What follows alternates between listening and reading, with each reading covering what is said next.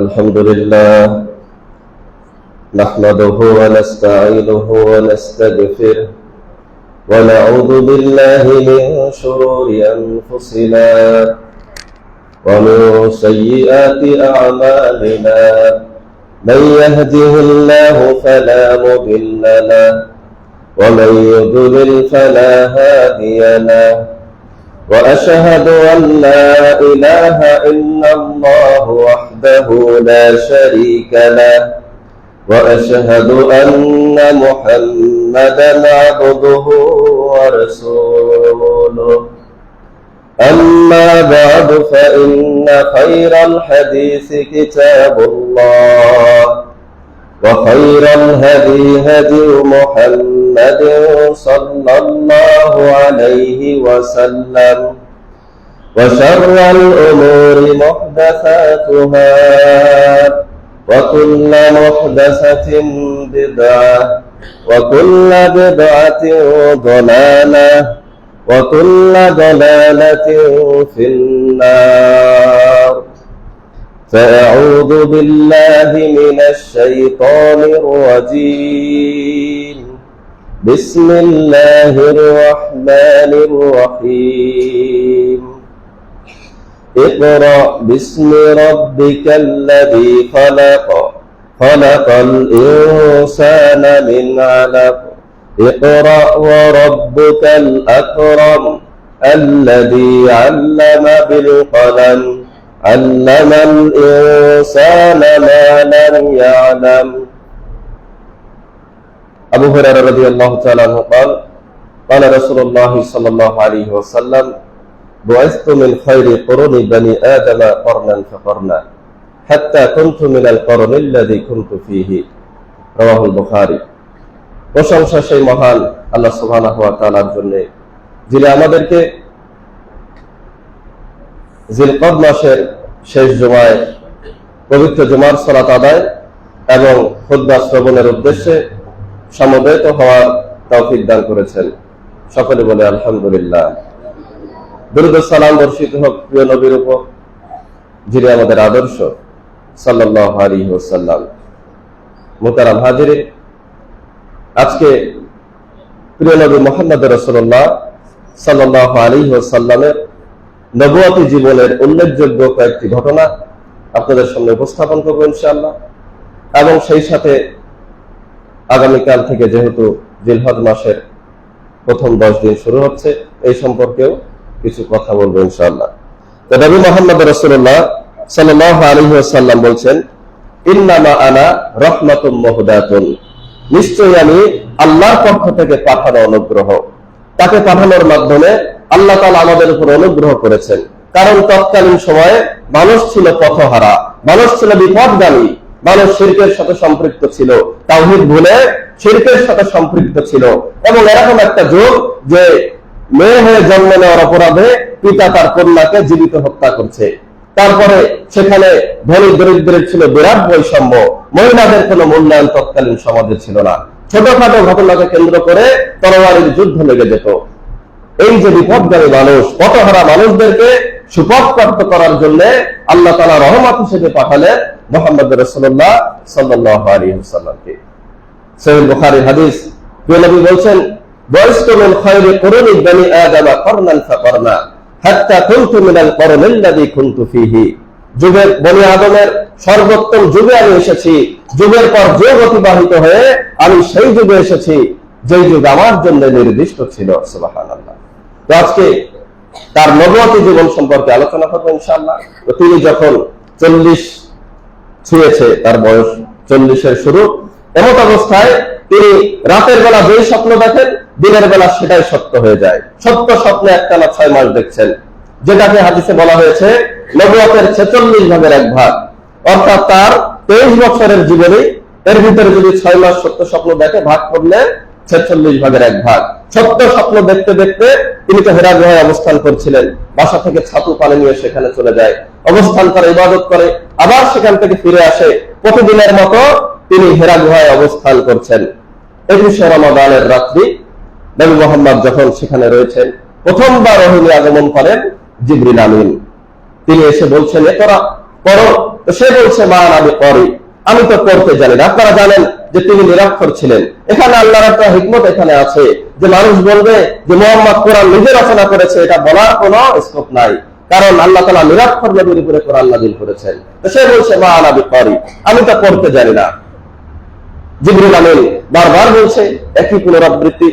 এবারে সর্বশেষ নবীকে কয়েকবার জিবরিল আমিন বুকে সজোরে চেপে ধরলেন। বিশ্বনবী কষ্ট অনুভব করলেন। এবারে মানুষের পরিবর্তনের, বিপদগামী মানুষকে সুপথে পরিচালনার প্রথম যে কোরআনের সিলেবাস 5টা আয়াত আল্লাহ তাআলা নাযিল করলেন। ইকরা বিসমি রাব্বিকাল্লাযী খালাক, পরে তোমার প্রভুর নামে যিনি সৃষ্টি করেছেন, খলাকাল ইনসানা মিন আলাক, যিনি মানুষকে সৃষ্টি করেছেন জমাট বাঁধা রক্ত থেকে। ইকরা ওয়া রাব্বুকাল আকরাম, আর পড়ো তোমার প্রভু মহামহিম, আল্লাযী আল্লামা বিল কলাম, যিনি মানুষকে কলমের মাধ্যমে শিক্ষা দিয়েছেন। আল্লামাল ইনসানা মা লাম ইয়ালাম, যিনি মানুষকে শিখিয়েছেন যা মানুষ জানত না। সুবহানাল্লাহ। প্রথম 5টা আয়াত আল্লাহ নাযিল করে দিলেন। নবীজি হযরতে খাদিজার কাছে আসলেন যে আমার সাথে এরকম ঘটেছে। তিনি ভয় পেয়ে গেলেন। খাদিজা তাকে আশ্বাস দিয়ে বললেন যে আল্লাহ আপনাকে লাঞ্ছিত করবে না, কারণ বিধবা, ইয়াতীম, মিসকিন, তারপরে আপনার মুসাফির, সকলের সহযোগিতা আপনি করেন, আপনি সত্যের পাশে থাকেন, প্রতিবেশীর সাথে সদাচার করেন, আল্লাহ কখনো আপনাকে লাঞ্ছিত করবে না। কিন্তু মনের ভিতরে একটা ভয় থেকেই যায়। যেরকম কেউ ভালো হোক খারাপ হোক স্বপ্ন দেখলে অথবা কোনো বিপদে পড়লে এলাকার গণ্যমান্য ব্যক্তি যারা জ্ঞানী মানুষ তাদের কাছে যায়। তো খাদিজা রাদিয়াল্লাহু তাআলা আনহা প্রিয় নবীকে নিয়ে গেলেন চাচাতো ভাই ওরাকা বিন নাওফালের কাছে। যাওয়ার পরে ঘটনা খুলে বললেন। ওরাকা বিন নাওফাল বলছে যে ভাতিজা তুমি কি দেখো? তো তিনি বিস্তারিত বললেন যে আমার কাছে এরকম এসেছে এই ঘটনা। তো তিনি বলছে যে আফসোস করে বলছে যে হায় আফসোস, আমি যদি সেই দিন বেঁচে থাকতাম, আমি যদি সেই দিন যুবক থাকতাম, যেই দিন তোমার জাতি তোমাকে বহিষ্কার করবে। নবীজি অবাক হয়ে গেলেন যে যেই জাতি আমাকে আল্লাহ পথে দিয়েছে, বিশ্বাসী, আমার কাছে আমানত রাখে, আর আমি কখনো মিথ্যা বলি না, আমি সবসময় সত্যের সাথে থাকি, মানুষের সাথে সদাচরণ করি, এই জাতিকে আমাকে বহিষ্কার করবে। ওরাকা বিন নাওফাল বলছে এই নবী যার কাছেই এসেছে তার জাতি তার সাথে এরকম শত্রুতা করেছে। এবারে নবীজি সেখান থেকে আসলেন। মতভেদ আছে যে কতদিন ওহী বন্ধ ছিল, তবে প্রাধান্যপ্রাপ্ত মত হলো 10 দিন ওহী বন্ধ ছিল। শাওয়াল মাসের শুরুতে দ্বিতীয় ধাপে আবার ওহী নাযিল হলো। তো আপনার নবীজি নিরাশ হয়ে যেতেন এই 10 দিন যে আমি কি সত্যি আল্লাহর নবী কিনা। জিবরিল আমিন গায়েব থেকে আওয়াজ দিতেন যে মুহাম্মদ সত্যি তুমি আল্লাহর নবী। এইরকম পেরেশানিতে কিছুদিন যাওয়ার পরে দ্বিতীয় ধাপে আল্লাহ তাআলা সূরাতুল মুদ্দাসসিরের 5টি আয়াত নাযিল করলেন। নবীজি এই ঘটনা বলছেন, বাইনা আনা আমশি, একদা আমি হাঁটছি, ইদ সামি'তু সাওতাম মিনাস সামাই, হাঁটতে হাঁটতে আকাশে বিশাল একটা শব্দ শুনতে পেলাম। ফারাফাতু বাসারি, আমি আমার দৃষ্টিকে উপরে তুললাম। ফাইদাল মালাকুল লাযী জাআনি বিহিরাইন জালিসুন আলা কুরসিয়্যিন বাইনাস সামাই ওয়াল আরদ, তাকিয়ে দেখি সেই ফেরেশতা যে হেরা গুহায় আমার কাছে এসেছিল। ফারাইতু মিনহু, আমি শঙ্কিত হয়ে গেলাম। ফারাজাতু, আমি ফিরে আসলাম। ফাকুলতু, আমি বললাম জাম্মিলুনি জাম্মিলুনি, আমাকে চাদর আবৃত করে দাও। বস্ত্রাবৃত অবস্থায় বিশ্বনবী রয়েছেন। দ্বিতীয় ধাপে আল্লাহ বলছেন ইয়া আইয়ুহাল মুদ্দাসসির, হে বস্ত্রাবৃত, কুম ফাউজুর, ওঠো সতর্ক করো। মানে এখন তুমি শুরু করে দাও, চাদর আবৃত আর থেকে না। রুজা ফাহজুর ওয়া সিয়াবাকা ফাতাহির, তোমার পোশাক পবিত্র করো, অপবিত্রতা থেকে দূরে থাকো। এইবারে দ্বিতীয় ধাপে যখন কোরআন নাযিলের সূচনা হলো, এবারে একটানা 3টা বছর বিশ্বনবী গোপনে দাওয়াতি কাজ করতে থাকলেন। খাদিজা রাদিয়াল্লাহু তাআলা আনহা, আবু বকর রাদিয়াল্লাহু তাআলা আনহু, আলী বিন আবু তালিব সহ অনেকে ইসলাম গ্রহণ করেছেন 3 বছরের দাওয়াতে। কিন্তু প্রকাশ্যে আর কেউ ইসলামের দাওয়াত কিন্তু এরকম দেয়নি, যেহেতু আল্লাহর পক্ষ থেকে নির্দেশ পাওয়া যায়নি। কিন্তু মানুষের ভিতরে কানাঘুষা শুরু হচ্ছিল যে কিছু একটা মনে হয় মক্কায় হচ্ছে, কিছু একটা হচ্ছে, মানুষের ভিতরে এরকম মনে হচ্ছিল। হঠাৎ করে আল্লাহ তাআলা দ্বিতীয় ধাপে প্রকাশ্য দাওয়াতের 3 বছর পরে প্রকাশ্য দাওয়াতের ওহী নাযিল করলেন নবীর কাছে। নবী ফাসদা বিমা তুমার, তুমি যা আদিষ্ট হয়েছে সেটা প্রচার করে দাও। ওয়া আ'রিদ আনিল মুশরিকিন, আর মুশরিকদের থেকে মুখ ফিরিয়ে নাও। যেহেতু আল্লাহ নাজিল করেছে প্রকাশ্য দাওয়াত দিতেই হয়। আবার আল্লাহ তাআলা আয়াত নাজিল করলেন ওয়ানজির আশিরাতাকাল আকরাবিন, হে নবী তুমি তোমার নিকট আত্মীয়দেরকে ওহীর দাওয়াত দিয়ে দাও। এবারে আল্লাহর পক্ষ থেকে ওহী প্রাপ্ত হয়ে তিনি সাফা পাহাড়ে উঠে গেলেন। এখন তো আপনার পেপারের যুগ অথবা মিডিয়ার যুগ, যে কোনো ভাবেই আপনার অল্প সময়ের ভিতরে মানুষ তার খবরকে সারা পৃথিবীতে পৌঁছে দিতে পারে। তখন তো এরকমটা ছিল না। তখন মানুষ উচ্চ স্থানে দাঁড়িয়ে ইয়া সাবাহা এরকম বিপদ সূচক বাক্য বলে মানুষকে আহ্বান করত। নবীজি বলছে ইয়া সাবাহা, হাই সকাল। তিনি সাফা পাহাড়ে উঠলেন, বিভিন্ন গোত্রকে আহ্বান করছেন যে ইয়া আব্বাস ইবনে আব্দুল মুত্তালিব, হে আব্দুল মুত্তালিবের ছেলে আব্বাস, লা ইগনি আনকা মিনাল্লাহি শাইআ, শুনে রাখো এই কালেমা যদি গ্রহণ না করো তুমি আমার ভাতিজা চাচাটা থেকে আমি তোমার কোনো উপকার করতে পারবো না। ইয়া সাফিয়া আম্মাতা রাসূলুল্লাহ, হে রাসূলের ফুফু সাফিয়া, লা ইগনি আনকি মিনাল্লাহি শাইআ, আল্লাহর আযাব থেকে বাঁচাতে আমি তোমার কোনো উপকার করতে পারবো না। ইয়া ফাতিমা বিনতে মুহাম্মদ, হে মুহাম্মদের কন্যা ফাতেমা, লা ইগনি আনকি মিনাল্লাহি শাইআ সালিমি মা শি'তি মিন মাল, আমি আল্লাহর আযাব থেকে বাঁচাতে তোমার কোনো উপকার করতে পারবো না। আমার কাছ থেকে সালিমি মা শি'তি মিন মাল, আমার কাছ থেকে সম্পদ যদি তোমার দরকার হয় তুমি সেটা নিতে পারো, কিন্তু আল্লাহর আযাব থেকে বাঁচাতে আমি তোমার কোনো উপকার করতে পারবো না। দেখেন যে আমাদের দেশে বিভিন্ন আপনার দরগা আছে, তারপর বিভিন্ন পীরের তরিকা আছে, তারা সেখানে যে বলে যে আমার তরিকা যদি গ্রহণ করো কবরে তোমার প্রশ্নের উত্তরও দেওয়া লাগবে না, সেটা আমরা দিয়ে দিব, নাউজুবিল্লাহ। আবার বাংলাদেশের জনপ্রিয় একটি দল চরমোনাই, তাদের তো বক্তব্য আপনারা ইন্টারনেটে দেখেছেন যে কিয়ামতের দিন জাহাজে করে পার করে দিবে, অথচ নবী তার মেয়েকে বলছে যে ফাতেমা আমি তোমার কোনো উপকার করতে পারবো না। ফুফুকে বলছে, চাচাকে বলছে যেই কালেমা যদি মেনে না নাও আমি তোমাদের কোনো উপকার করতে পারবো না। আরেকটি হাদিসে এসেছে সাইয়েদুন নবী সাল্লাল্লাহু আলাইহি ওয়াসাল্লাম সাফা, বিশ্বনবী সাফা পাহাড়ে উঠলেন, ফাজাআলা ইউনাদি, এবার তিনি আহ্বান করতে থাকলেন ইয়া বানি ফাহর ইয়া বানি আদি, বানি ফাহর বানি আদি বলে লিবুতুল কুরাইশ, কুরাইশদের বিভিন্ন গোত্রকে তিনি আহ্বান করতে থাকলেন। হাত্তা ইজতামাউ, তারা সবাই জমায়েত হয়ে গেল। এবারে জমায়েত মানুষকে উদ্দেশ্য করে বিশ্বনবী বলছেন আর আইতাকুম লাউ আখবারাতুকুম আন্না ফাইলান বিল ওয়াদি ইরদু আন তুবরা আলাইকুম, আমি যদি তোমাদেরকে বলি এই পাহাড়ের উপত্যকায় ওপাশ থেকে সশস্ত্র বাহিনী ঘোড়সওয়ারিরা তোমাদের উপর আক্রমণ করার জন্য প্রস্তুত রয়েছে, এখন তো মুসাদ্দিকিন, তাহলে আমি মুহাম্মাদের কথা কি তোমরা বিশ্বাস করবে? তো তারা বলছে ক্বালু নাম মা জাররাবনা আলাইকা ইল্লা সিদকা, অবশ্যই বিশ্বাস করব, কারণ আমরা আপনাকে সত্যবাদী হিসেবেই জানি। কারণ তো তারা দেখেছে যে মুহাম্মদ জাহিলি যুগেও কখনো মিথ্যা কথা বলেনি, ব্যভিচার করেনি, মাদক সেবন করেনি, তিনি তার দ্বারা এরকমটা সম্ভব নয় যে তিনি আমাদেরকে মিথ্যা খবর দিবে। এবারে বলছে যে ফাইন্নী নাযীরুল লাকুম বাইনা ইয়াদাই আযাবুন শাদীদ, যে শুনে রাখো আমি তোমাদের জন্য মহাদিনের শাস্তির আশঙ্কা করছি, তোমরা এই কালিমা মেনে নাও নতুবা পরকালে তোমরা শাস্তি ভোগ করবে।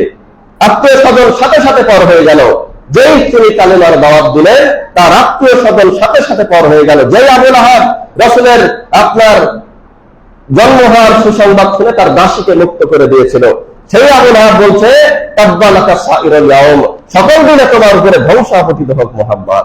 বলেন নাউজুবিল্লাহ। আলী হাযা জামাতানা, এই কারণে তুমি মুহাম্মদ আমাদেরকে এখানে জড়ো করেছো। রাসূলকে সবার সামনে তিনি এরকম কথা বলতে থাকলেন, সাথে সাথে আল্লাহ আয়াত নাযিল করে দিলেন তাব্বাত ইয়াদা আবি লাহাবি ওয়া তাব, ধ্বংস হয়ে যাক আবু লাহাবের দুই হাত, এবং সে নিজেও তার ধন সম্পদ সে নিজে তার কোনো কাজে আসবে না, তার স্ত্রী জাহান্নামের লাকড়ি বহনকারী।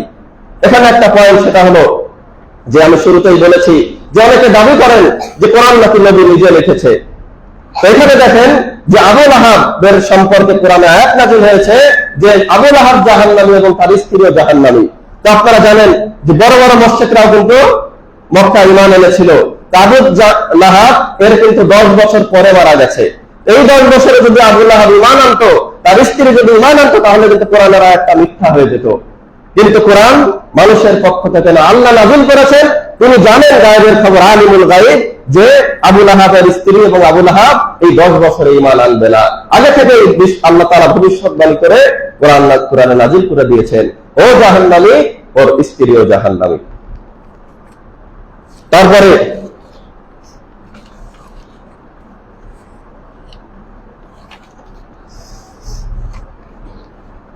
এবারে যখন প্রকাশ্যে নবী মুহাম্মদ রাসূলুল্লাহ সাল্লাল্লাহু আলাইহি ওয়াসাল্লাম সাফা পাহাড়ে দাওয়াত দিলেন।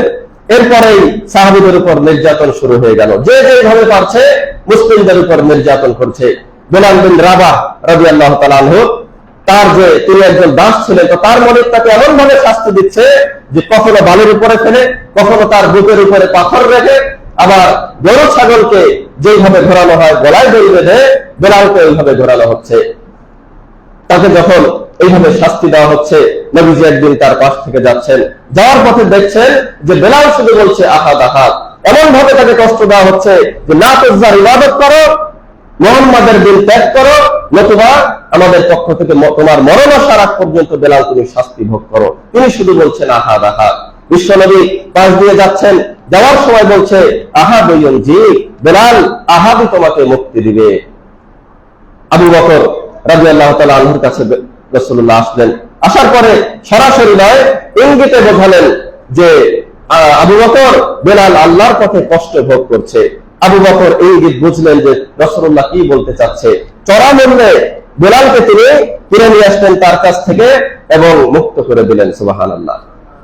উমর বিন খাত্তাব এই কারণে বলতেন যে আবু বকর হলো আমাদের নেতা আর মুক্ত করেছে আমাদের নেতাকে। সুবহানাল্লাহ। দেখেন, একজন সাধারণ গোলাম এবং নিগ্র, আর উমর বিন খাত্তাব একজন সম্ভ্রান্ত মানুষ, তারপরেও তিনি এই মানুষটাকে, একজন গোলামকে নেতা বলে সম্বোধন করছেন। এটা হলো ইসলামের শিক্ষা। কারণ বিশ্বনবী বলছে যে তুমি আরব হও আর অনারব হও, তুমি কালো হও আর সাধারণ হও, সাদা হও, এটা কোনো মর্যাদার মাপকাঠি নয়। ইন্না আকরামাকুম ইনদাল্লাহি আতকাকুম, বরং তোমাদের মধ্যে সম্মানিত হলো সেই যার তাকওয়া বেশি। সুবহানাল্লাহ। এই কারণে উমর বিন খাত্তাব বলছে আবু বকর আমাদের নেতা আর মুক্ত করেছে আমাদের নেতাকে। এবারে মুসআব বিন উমাইর, আজকে যুবকরা দেখেন যে আপনার পড়ালেখা শেষ করেছে, এরকম তো যুবকরা তো সাধারণত পাপেই হাবুডুবু খায়। আশেপাশে দেখেন খেলাধুলা করছে, গেমস খেলছে, মসজিদ মুখী কিন্তু যুবকরা নয়। কিন্তু মুসআব বিন উমাইর এমন ধনাঢ্য পরিবারের সন্তান, যখন তিনি বের হতেন তার সাথে গোলামের দল থাকতো। 200 দিরহামের কম মূল্যের কোন পোশাক তিনি পরতেন না। তিনি বিশ্বনবীর কাছে কোরআন শুনলেন, শোনার সাথে সাথে ইসলাম গ্রহণ করলেন। সবকিছু ছেড়ে তাকে চলে যেতে হলো। মরার সময় এরকম অবস্থা, যেই ছেলেটা 200 দিরহামের নিচে কোনো পোশাক পরতো না, মরার সময় তার চাদর দিয়ে এমন ভাবে ঢাকা হচ্ছে যে তার পা ফাঁকা থেকে যাচ্ছে, আবার পা ঢাকতেছে, মাথা দিয়ে পড়ে যাচ্ছে। কিন্তু তিনি জানতেন এটা হলো সাময়িক দুনিয়ার কষ্ট, কিন্তু পরকালীন জীবনে রয়েছে অনন্তকালের জান্নাত। এই কারণে তিনি দুনিয়াকে বিক্রি করে দিয়ে জান্নাত ক্রয় করেছেন। সম্মানিত হাজিরিন, এছাড়াও আরো অনেক ঘটনা আছে। তো সাহাবীদেরকে এইভাবে নির্যাতন করা হলো। তারপরে 6ষ্ঠ বছরে, নবুয়তের 6ষ্ঠ বছরে আল্লাহ তাআলা দোয়া করলেন যে আল্লাহ, রাসূলুল্লাহ দোয়া করলেন যে আল্লাহ, আবু জাহাল এবং উমর বিন খাত্তাব এই দুইজনের ভিতরে যে তোমার কাছে প্রিয়, তুমি তাকে হেদায়েত দান করো। আল্লাহ রাসূলুল্লাহর দোয়া কবুল করলেন। উমর বিন খাত্তাব ইসলাম কবুল করলেন। সুবহানাল্লাহ। ঘোষণাকারীকে এসে বলছে যে তুমি ঘোষণা করে দাও উমর ইসলাম গ্রহণ করেছে। ঘোষণাকারী জোর গলায় বলছে সবাই শুনে রাখো, উমর বিন খাত্তাব বাপ দাদার ধর্ম ত্যাগ করেছে, সে ধর্ম ত্যাগী হয়ে গেছে। উমর বিন খাত্তাব বলছে যে না, আমি ধর্ম ত্যাগী হইনি, বরং আমি ইসলাম গ্রহণ করেছি। সুবহানাল্লাহ। এইভাবে যখন তাদেরকে তারা দেখছে যে একে একে সবাই ইসলামের ছায়াতলে আসতেছে, তো তারা আরো কঠোরভাবে নির্যাতন শুরু করলো। তাদের 3টা বছর খাদ্য, পানীয়, এরকম তাদের সমস্ত লেনদেন বন্ধ করে দিল। শিয়াবে আবু তালিবের মধ্যে রাসূলের গোত্রকে, আপনার বনু হাশিমি গোত্রকে অবরুদ্ধ করে রাখলো। এই অবরুদ্ধ সময় থেকে যখন তারা উদ্ধার পেলেন, তারপরে নবী মুহাম্মদ রাসূলুল্লাহ সাল্লাল্লাহু আলাইহি ওয়াসাল্লামের চাচা এবং স্ত্রী একই বছরে পৃথিবী থেকে বিদায় নিলেন, যেটাকে বলা হয় শোকের বছর। নবীজির চাচা, তিনি আপনার বিছনায় শায়িত অবস্থায়, মৃত্যু শয্যায় আছেন। এমন অবস্থায় বিশ্বনবী সাল্লাল্লাহু আলাইহি ওয়াসাল্লাম বারবার তাকে বুঝিয়েছেন যে চাচা, আপনি শুধু এই কালেমা পড়েন, চাচা আপনি শুধু এই কালেমা পড়েন, যাতে আপনার জন্য আমি কিছু করতে পারি। তো তিনি, তার পাশে আবার আপনার মুশরিক যারা আছে, আবু লাহাব, আবু জাহাল, তারা বলছে যে আব্দুল মুত্তালিব মরার আগে তুমি বাপ-দাদার ধর্ম ত্যাগ করো না। অবশেষে তিনি আব্দুল মুত্তালিবের ধর্মের উপরে মৃত্যুবরণ করলেন। বিশ্বনবী বড় কষ্ট পেলেন যে আমার চাচা সারাটা জীবন জুড়ে আমাকে আগলে রেখেছেন, আমার সহায় হয়েছেন, আমার বিপদে আপদে তিনি পাশে থেকেছেন, আমার কষ্ট বলে তিনি তার কষ্ট মনে করেছেন, তিনি জাহান্নামে যাবে, এটা কিভাবে সহ্য করা যায়? আল্লাহ তাআলা আয়াত নাযিল করে দিলেন, ইন্নাকা লা তাহদি মান আহবাবতা, হে নবী তুমি যাকে ভালোবাসো তাকে তুমি হেদায়েত করতে পারবা না। অর্থাৎ হেদায়েত দেওয়ার মালিক হলো আল্লাহ তাআলা। আমাদের কাজ শুধু মানুষকে পৌঁছে দেওয়া।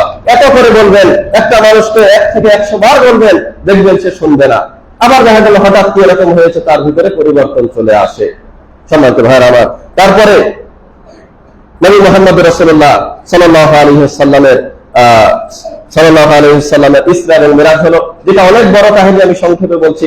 আল্লাহ তাআলা নবীকে সপ্ত আসমানের উপরে নিয়ে গেলেন, সরাসরি 5 ওয়াক্ত সালাত ফরজ করলেন। সূরাতুল বানী ইসরাঈলে বলছেন, সুবহানাল্লাযী আসরা বিআবদিহি লাইলাম মিনাল মাসজিদিল হারাম ইলাল মাসজিদিল আকসা, পবিত্র মহিমাময় সেই সত্তা যিনি তার বান্দাকে রাতের বেলায় সফর করিয়েছিলেন মসজিদুল হারাম থেকে মসজিদুল আকসা পর্যন্ত। সংক্ষিপ্ত সময়, আপনার পৃথিবী থেকে সূর্য তো 15 কোটি কিলোমিটার দূরে, আবার মসজিদুল হারাম থেকে আকসা ও মেলাদুর প্রায় 3 মাসের রাস্তা। এই সময়টা জিবরিল আমিন বিশ্বনবীকে নিয়ে গেলেন, সেখান থেকে আসমানের উদ্দেশ্যে রওনা হলেন। প্রথম আসমানে হযরত আদমের সাথে দেখা, দ্বিতীয় আসমানে ইয়াহইয়া এবং ঈসা, তৃতীয় আসমানে ইউসুফ, চতুর্থ আসমানে ইদ্রিস, পঞ্চম আসমানে হারুন, ষষ্ঠ আসমানে মূসা এবং সপ্তম আসমানে ইব্রাহিম আলাইহিস সালাতু ওয়াস সালামের সাথে বিশ্বনবী সাক্ষাৎ করলেন। এবারে চলে গেলেন একেবারে 0 পয়েন্টে, যেখানে কলম লেখার খসখস শব্দ শুনতে পাচ্ছেন। পর্দার অন্তরালে আল্লাহ তাআলা দেখা না দিয়ে কথা বলার মাধ্যমে 50 ওয়াক্ত সালাত ফরজ করে দিলেন। নবীজি যখন ফিরছেন, হযরতে মূসা বলছে, আপনি কি নিয়ে এসেছেন? সে বলছে, আল্লাহ 50 ওয়াক্ত সালাত আমার উপরে ফরজ করেছে, আমার উম্মতের উপরে। তো তিনি পৃথিবীতে বহুদিন থেকেছেন হযরতে মূসা, তিনি জানেন যে মানুষ জাতির খাসলাত কিরকম। তিনি বলছে যে মানুষ জাতি 50 ওয়াক্ত সালাত করতে পারবে না, আপনি আল্লাহর কাছে যান, যে তার কাছ থেকে কমিয়ে নিয়ে আসুন। বারংবার নবীজি যাচ্ছে আর কমিয়ে নিয়ে আসছে। আবার মূসা আলাইহিস সালাম বলছে, আবার কমান, আবার কমান। এই করতে করতে শেষমেশ 5 ওয়াক্ত সালাত নবীজি পৃথিবীতে নিয়ে ফিরলেন। যখন পৃথিবীতে আসার পরে মানুষকে যখন এই ঘটনা বলছে, জানি সশরীরে, স্বপ্নে কিন্তু মেরাজ হয়নি। অনেকে মনে করেন স্বপ্নে হয়েছে, সত্য হলো নবীজি বাস্তবে সশরীরে মেরাজ গমন করেছিলেন। যখন তিনি মানুষের কাছে বলছে, সকলেই অবিশ্বাস করছে। অনেকে মুসলিম থেকে মুরতাদ হয়ে গেছে, মুহাম্মদ আসলে মিথ্যা কথা বলছে। 3 মাসের পর বাইতুল মাকদিস সেইখানে গেছে, আবার নাকি সে আকাশের সীমানা পাড়ি দিয়ে চলে গেছে। কিন্তু আবু বকর বলছে, যে চাইতে বড় বিষয় আমি বিশ্বাস করি, তার কাছে রাতের বেলা দিনের বেলা ফেরেশতা আসে, সেটাই তো আমি বিশ্বাস করি। আর এটা কি আবার? সেদিন থেকে তার উপাধি সিদ্দিক। সুবহানাল্লাহ, আবু বকর সিদ্দিক রাদিয়াল্লাহু তাআলা আনহু। এরপরে নবী মুহাম্মদ রাসূলুল্লাহ সাল্লাল্লাহু আলাইহি ওয়াসাল্লাম যখন হজ্জের সময় আসতো, মানুষ সারা বিভিন্ন জায়গা থেকে যখন মক্কা এসে তাবু গাড়তো হজের জন্য, আপনার তাবুতে গিয়ে তিনি মানুষকে ইসলামের দাওয়াত দিতেন, যে কুলু লা ইলাহা ইল্লাল্লাহ, তোমরা বলো লা ইলাহা ইল্লাল্লাহ তুফলিহুন, যাতে তোমরা সফল হতে পারো।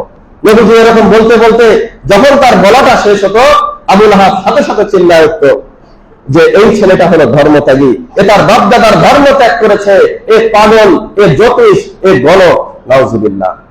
আল্লাহ এবারও প্রতিবাদে আয়াত নাযিল করলেন, ফালা উকসিমু বিমা তুবসিরুন, তোমরা যেটা দেখতে পাও সেই জিনিসের কসম, ওমা লা তুবসিরুন, তোমরা যা দেখো না সেই জিনিসের কসম, ইন্নাহু লা কাউলু রাসূলিন কারীম, এটা হলো সম্মানিত রাসূলের বাণী।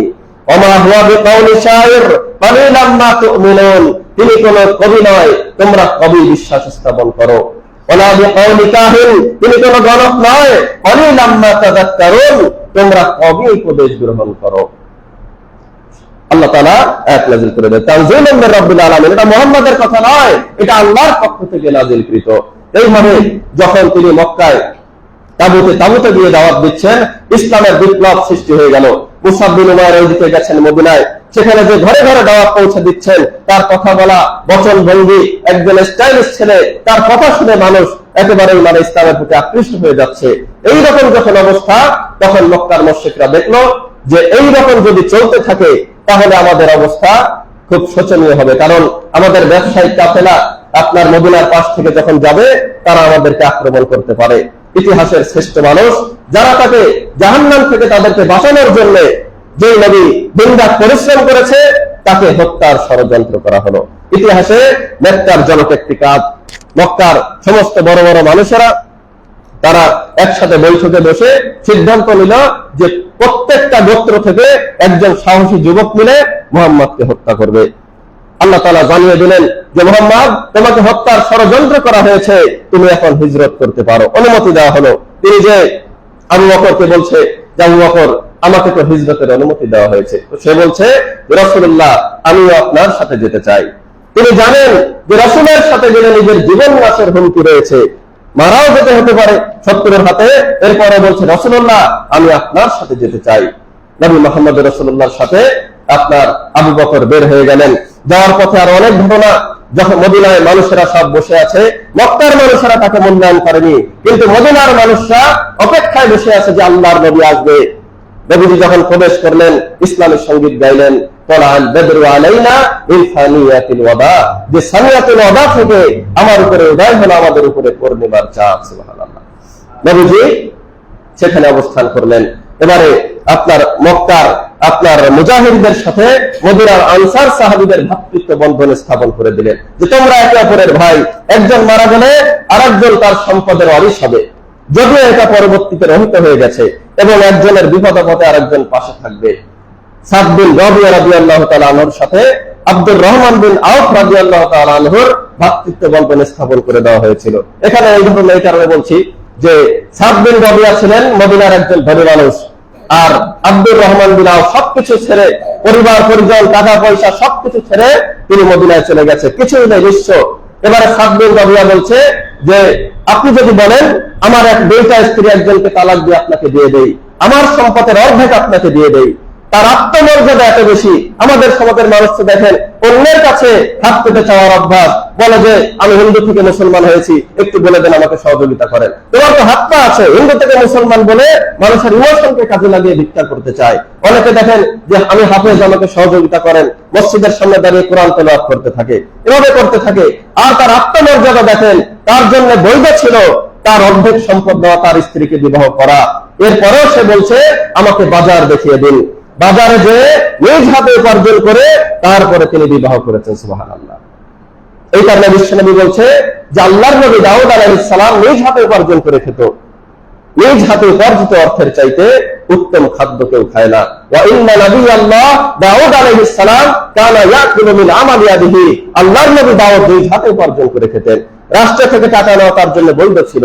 একটা বেতন যে সে নিবে, এটা বৈধ থাকার পরেও তিনি নিজ হাতে উপার্জন করতেন। আপনার ভারতের বাদশাহ আওরঙ্গজেব, তারও ঘটনা বর্ণনা করা আছে। নিজে টুপি সেলাই করতেন, বাজারে বিক্রি করতেন, এটা দিয়ে তিনি তার পরিবার চালাতেন। রাষ্ট্র থেকে একটা টাকাও গ্রহণ করতেন না।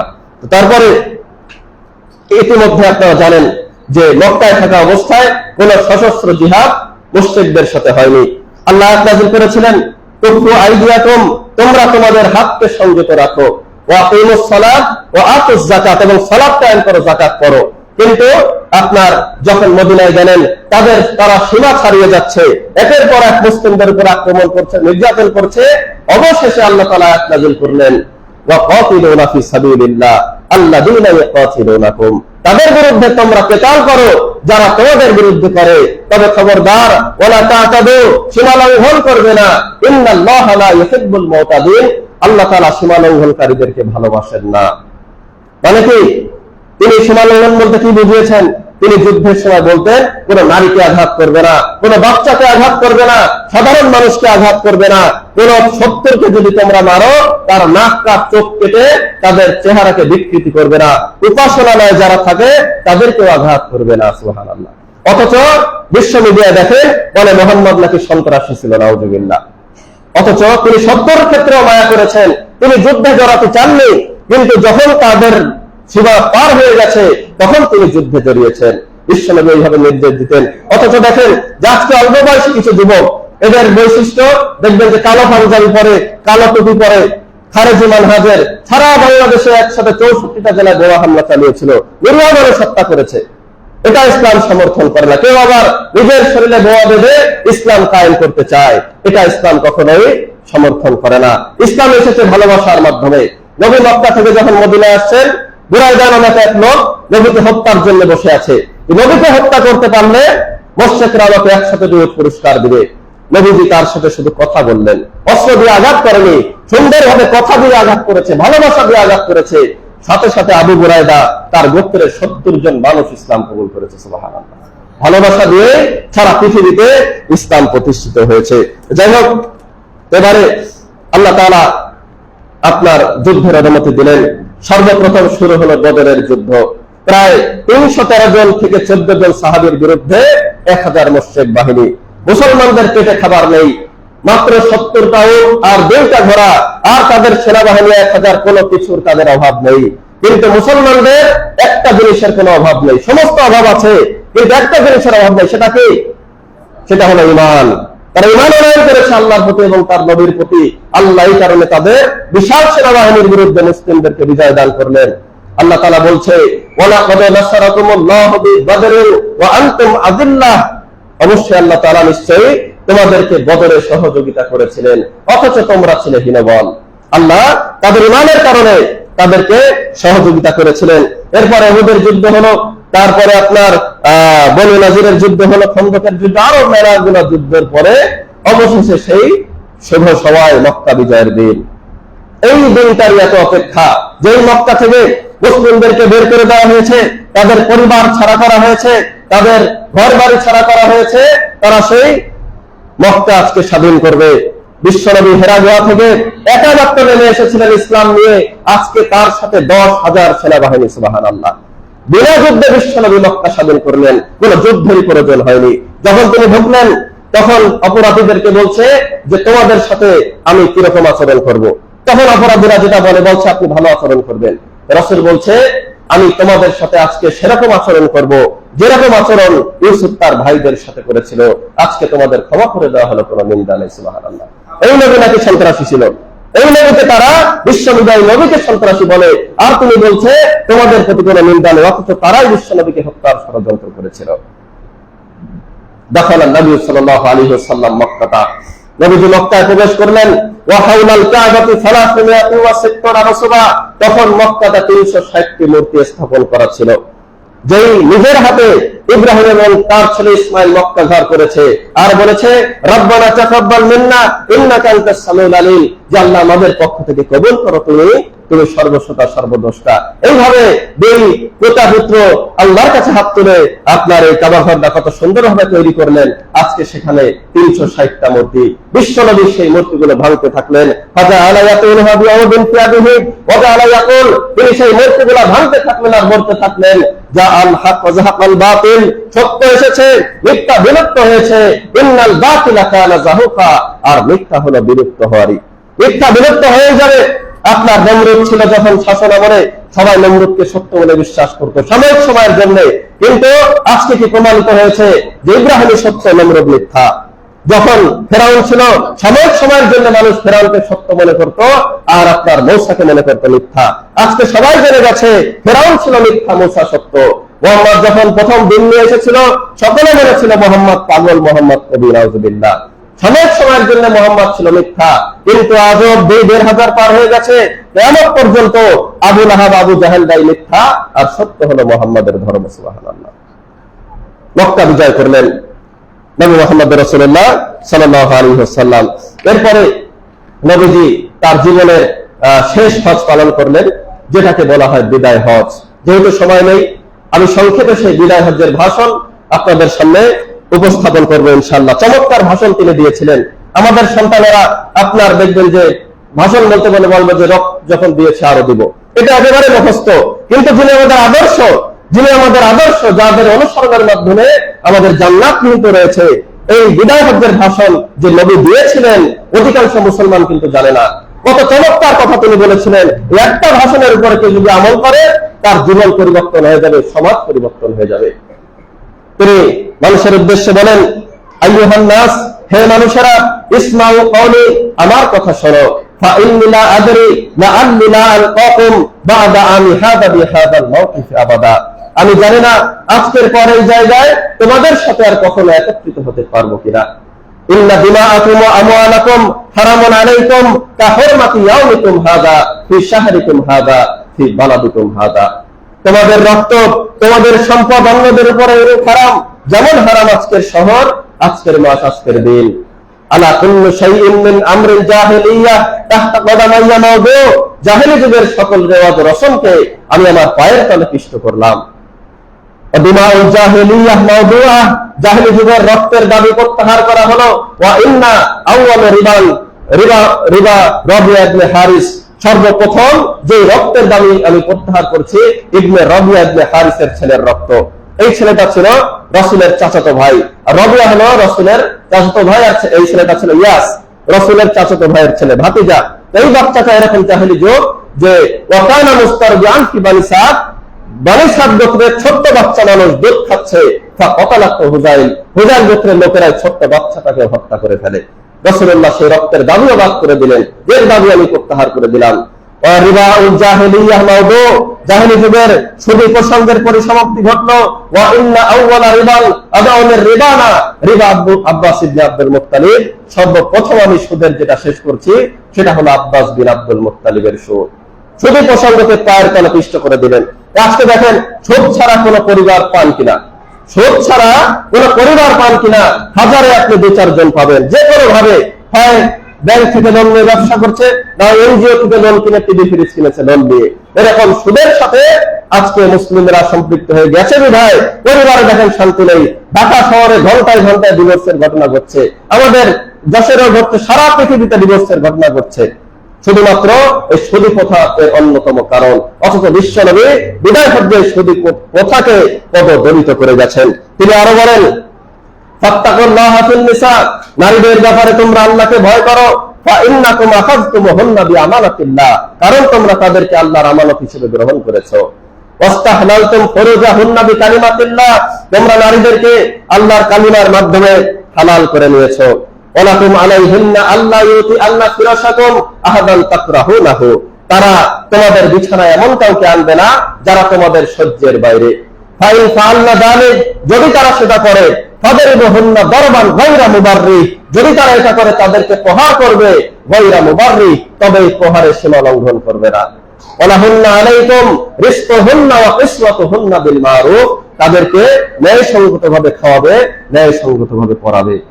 যশোরে একটা বিয়ে করলেন, তাকে ছেড়ে আবার যে চিটাগাঙে যে আরেকটা করলেন, ছোট কত পরিবার এরকম দেখেছি। বিশেষ করে আপনার দেখা গেল বিবাহ করে এক জেলাতে ফেলে রেখে চলে গেছে, মা বাসায় কাজ করে, আর বাচ্চারা এরকম দেখছি ডাস্টবিনে আপনার খাবার দাবার করিয়ে খাচ্ছে। এরা কি জবাব দেবে সেদিন? সম্মানিত ভাইরা আমার, নবীজি বলছে নারীদের সম্পর্কে আল্লাহকে ভয় করবে। অথচ তখন নারীদের কোনো মূল্যই ছিল না মক্কার বুকে।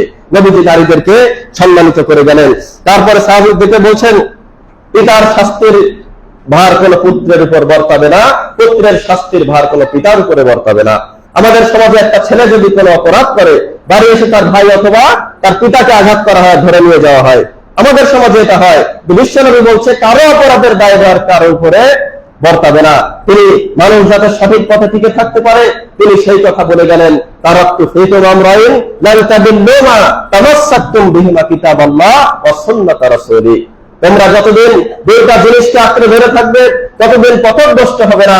একটা হলো আল্লাহর কিতাব, আর হলো রাসূলের সুন্নাহ। আইয়ুহান নাস ইন্না রাব্বাকুম ওয়াহিদুন, হে মানুষেরা তোমাদের রব হলো একজন। ওয়া ইন্না আবাকুম ওয়াহিদুন, তোমাদের পিতাও হলো একজন। আলা লা ফাদলা লি আরাবিয়্যিন আলা আজামিয়্যিন ওয়ালা লি আজামিয়্যিন আলা আরাবিয়্যিন, আরবের উপর অনারবের কোনো প্রাধান্য নেই, অনারবের উপর আরবের কোনো প্রাধান্য নেই। ওয়ালা লি আহমারা আলা আসওয়াদা ওয়ালা আসওয়াদা আলা আহমারা, লালের উপরে কালোর কোনো প্রাধান্য নেই, কালোর উপরে লালের কোনো প্রাধান্য নেই। ইল্লা বিত্তাকওয়া, কেবল আল্লাহ ভীরুতা ছাড়া। ইন্না আকরামাকুম ইনদাল্লাহি আতকাকুম, তোমাদের মধ্যে সেই হলো সম্মানিত যে বেশি আল্লাহ তাআলাকে ভয় করে। সুবহানাল্লাহ। আমরা সম্মান খুঁজি মানুষের পোশাকে, আমরা সম্মান খুঁজি মানুষের অর্থ দেখতে, মানুষের ক্ষমতায়, কিন্তু বিশ্বনবী বলছে তোমরা যে যাই হোক না কেন, আমেরিকান হও, বাংলাদেশি হও, আরবি হও, অনারবি হও, ছোট হও, বড় হও, ধনী হও, দরিদ্র হও, তোমাদের সম্মান তোমরা যত যে বেশি আল্লাহকে ভয় করো, তার সম্মান আল্লাহর কাছে তত বেশি। সুবহানাল্লাহ। যেহেতু আরো বিষয় রয়েছে ইনশাআল্লাহ, তো সময় নেই।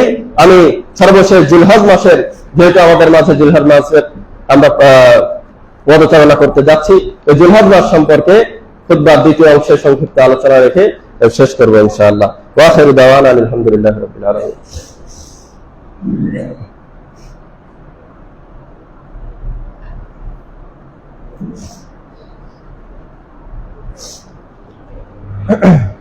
আলহামদুলিল্লাহ নাহমাদুহু ওয়া নাস্তাঈনুহু ওয়া নাস্তাগফিরুহু ওয়া নাউযু বিল্লাহি মিন শুরুরি আনফুসিনা ومن سيئات أعمالنا من يهده الله فلا مضل له ومن يضلل فلا هادي له وأشهد أن لا إله إلا الله وحده لا شريك له وأشهد أن محمدا عبده ورسوله أما بعد সম্মানিত উপস্থিতি আমরা আজকে সন্ধ্যা থেকে ইনশাআল্লাহ জিলহজ মাসে পদার্পণ করব ইনশাআল্লাহ। এই যে জিলহজ মাসটা, এটা হলো এই জিলহজের যে প্রথম 10 দিন, এটা 365টা দিন বছরে সবচেয়ে উত্তম দিন এই 10 দিন। সুবহানাল্লাহ। কারণ নবীজি বলছেন মাল আমালু ফি আইয়াম আফদালা মিনহা ফি হাদিহি, যে আল্লাহর কাছে এই 10 দিনের আমলের চাইতে উত্তম কোনো আমল নেই। সাহাবীরা বলছেন ইয়া রাসূলুল্লাহ ওয়ালা জিহাদ, জিহাদ কি নয়? রাসূলুল্লাহ বলছে ওয়ালা জিহাদ ইল্লা রাজুলান ইখাতিরু বিনাফসিহি ওয়া মালিহি, জিহাদ নয় তবে সেই ব্যক্তি ব্যতীত যে আল্লাহর রাস্তায় নিজের জান নিয়ে বের হয়েছে এবং মাল নিয়ে বের হয়েছে, ফালাম ইয়ারজি বিশাইইন, এবং কোনো কিছু নিয়ে ফিরে আসেনি। অর্থাৎ শুধুমাত্র একটা আমলে 10 দিনের তুলনায় ভালো যে আল্লাহর রাস্তায় জিহাদ করে জান্নাত সব পেয়েছে।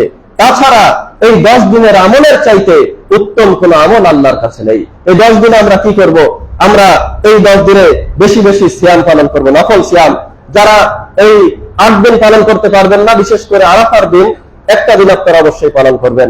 কারণ নবী মুহাম্মদ রাসূলুল্লাহ সাল্লাল্লাহু আলাইহি ওয়াসাল্লাম বলছেন যে আমি আশা করি এই আরাফার দিনের সিয়াম আমাদের পূর্ববর্তী এবং পরবর্তী 1 বছরের গুনাহের কাফারা হয়ে যাবে। সুবহানাল্লাহ। আমরা বেশি বেশি নফল সালাত আদায় করব। তারপরে আব্দুল্লাহ ইবনে উমর রাদিয়াল্লাহু তাআলা আনহু এবং আবু হুরায়রা রাদিয়াল্লাহু তাআলা আনহু তারা বেশি বেশি তাকবীর দিতেন, তাদের থেকে এটা প্রমাণিত হয়েছে। তারা যখন বাজারে যেতেন তারা তাকবীর বলতেন, সুবহানাল্লাহ, আলহামদুলিল্লাহ, আল্লাহু আকবার। আপনারা বেশি বেশি করবেন, জোরে জোরে বলবেন, একসাথে সবাই মিলে নয়, যে যারটা বলবেন উচ্চ স্বরে, আর মহিলারা নিম্ন স্বরে বলবেন। তাছাড়া বলতে পারেন যে আল্লাহু আকবার, আল্লাহু আকবার, লা ইলাহা ইল্লাল্লাহ, আল্লাহু আকবার, আল্লাহু আকবার, ওয়ালিল্লাহিল হামদ। এগুলা জোরে জোরে আপনারা বেশি বেশি করবেন। তারপরে যাদের সামর্থ্য আছে তারা হজ করবেন। অনেকে আছে যে আমরা মনে করি যে আমরা মনে হয় বৃদ্ধ হলে আমাদের উপর হজ ফরজ হয়, অথচ তার অ্যাকাউন্টে অগণিত টাকা আছে, সম্পদও আছে। কিন্তু এটা নয়। আপনার খেয়ে দিয়ে যাবতীয় চাহিদা মিটিয়ে ব্যবসায়িক যে পণ্য, মাল, সমানা, টাকা পয়সা, এইগুলো থেকে যদি এক্সট্রা আপনার হজ্জের সমপরিমাণ টাকা হয়ে যায় হজ করার মতো, তবে আপনার উপরে হজ ফরজ। আপনার বয়স যেটাই হোক না কেন, যদি আপনি বালেগ হয়ে থাকেন, আপনি যে কোনো বয়সে আপনার উপরে হজ ফরজ হয়ে যাবে যদি আপনার এক্সট্রা হজ্জের টাকা থাকে। তারপরে যার সামর্থ্য আছে সে কুরবানি করবেন। যদিও কুরবানির মতভেদ আছে যে ওয়াজিব নাকি সুন্নাহ, কিন্তু যাই হোক দিলে তো আর কোনো গুনাহ হবে না, নেকি ছাড়া তো গুনাহ হবে না। এই কারণে যাদের সামর্থ্য আছে তারা কুরবানি করার চেষ্টা করবেন ইনশাআল্লাহ। আল্লাহর পথে হৃষ্টপুষ্ট সুন্দর একটা কুরবানি দিবেন, নিজের অর্জিত কষ্টের সম্পদ দিয়ে দিবেন আল্লাহর কাছে, যা সামর্থ্য হয়। কিন্তু অবশ্যই এটা ইখলাস থাকতে হবে। অনেকে বলেন যে আমি জিতেছি, আমি ঠকেছি, কেউ বলে যে দোস্ত এত হয়েছে, এইরকম কথাবার্তার ধারে কাছেও যাওয়া চলবে না। আপনার নবী আল্লাহ সুবহানাহু ওয়া তাআলা বলছেন যে লা ইয়ানালাল্লাহু লুহুমুহা ওয়ালা দিমাউহা, এই কুরবানির গরুর রক্ত মাংস কিছুই কিন্তু আল্লাহর কাছে পৌঁছায় না। ওয়ালাকিন ইয়ানালুহু তাকওয়া মিনকুম, বরং পৌঁছায় তোমাদের তাকওয়া। কে কত বেশি আল্লাহকে ভয় করো, কে আল্লাহর জন্য পশুর গলা ছুড়ে চালিয়েছ, এটাই কিন্তু পৌঁছাবে। সুতরাং যে এলাকায় আমি সবচাইতে বড় গরু দিয়েছি, অথবা আমি কেনার সময় জিতেছি, অথবা আমি এরকম যে লৌকিকতার যে বিষয়গুলো সামনে চলে আসে, এইগুলা থেকে বেঁচে থেকে কুরবানি দেওয়ার চেষ্টা করবেন। এই 10 দিন যারা কুরবানির নিয়ত করবে তিনি নখ চুল কাটা থেকে বিরত থাকবেন, কিন্তু পরিবারের মানুষরা নয়। অনেকে মনে করেন যে পিতা কুরবানি দিচ্ছেন, বাড়ির মেয়ে ছেলে যারা স্ত্রী সন্তান তারাও কিন্তু নখ চুল কাটে না, কিন্তু এটা কিন্তু তাদের জন্য প্রযোজ্য নয়। শুধু যিনি কুরবানি দেবেন তিনি নখ চুল কাটা থেকে বিরত থাকবেন। তারপরে আপনার এই দিনে আমরা বেশি বেশি নেক আমল করব, যে কোনো নেক আমল। আপনি দান সাদকা করতে পারেন, কোরআন তেলাওয়াত করতে পারেন, এমনিতেও তো আপনার কোরআন তেলাওয়াত করলে আপনার প্রত্যেক হরফে 10টা করে নেকি হয়। আর এই স্পেশাল যে 10টা দিন, এই দিনে আমরা এই সমস্ত ইবাদত করব। সর্বোপরি রাসূলের নবুয়তি জীবনের কথা আলোচনা করলাম।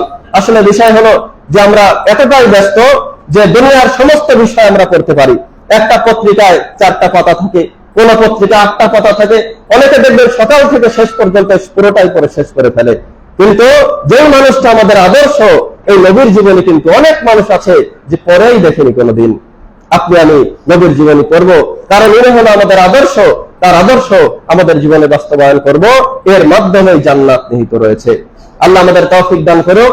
নবী মুহাম্মদ রাসূলুল্লাহ সাল্লাল্লাহু আলাইহি ওয়াসাল্লামের আদর্শ যেন আমরা আমাদের জীবনে বাস্তবায়ন করতে পারি। আমরা যারা যুবকেরা আছি তারা পাপের পথে তো যাবেই না, বরং আমরা চেষ্টা করব এই সমাজকে সংস্কার করার জন্য। কারণ নবীজির সঙ্গী সাথী বেশিরভাগই কিন্তু অল্প বয়সের ছেলেরা ছিল, কিন্তু বর্তমানে যখন উল্টা হয়ে গেছে, অল্প বয়সের ছেলেরাই বেশি পাপের পথে থাকে। আমরা ওহির জ্ঞান অর্জন করব, এই সমাজকে সংস্কার করব। নবী মুহাম্মদ একা এই কোরআনের মাধ্যমে যদি সারা বিশ্বে আলোড়ন সৃষ্টি করতে পারে, আমরা এই কয়েকজন মানুষ এই যশোরে আলোড়ন সৃষ্টি করতে পারবো ইনশাআল্লাহ। এই জন্য সম্মিলিত প্রচেষ্টা অব্যাহত রাখতে হবে। আল্লাহ আমাদের এই মাদ্রাসাকে কবুল করুক। এখান থেকে বাচ্চারা বের হবে, তারা এই সমাজকে সংস্কার করবে। আল্লাহ তুমি তাদেরকে কবুল করো। আর এই আলোচনা চলা অবস্থায় বাচ্চারা অতিরিক্ত কথা বলে দৌড়াদৌড়ি করে, এগুলো আসলে ঠিক নয়। আপনার কথা বলা, আপনি যখন কথা বলবেন এটা আপনার ভিতরে ব্যাপক একটা ইফেক্ট করবে, কথা বলার মন মানসিকতা নষ্ট হয়ে যায়।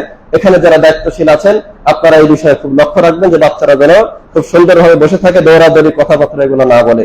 আল্লাহ তাআলা আমাদের তৌফিক দান করুক নবীর জীবনের আলোকে আমাদের জীবন পরিচালিত করার। আল্লাহুম্মা আমিন। ইন্নাল্লাহা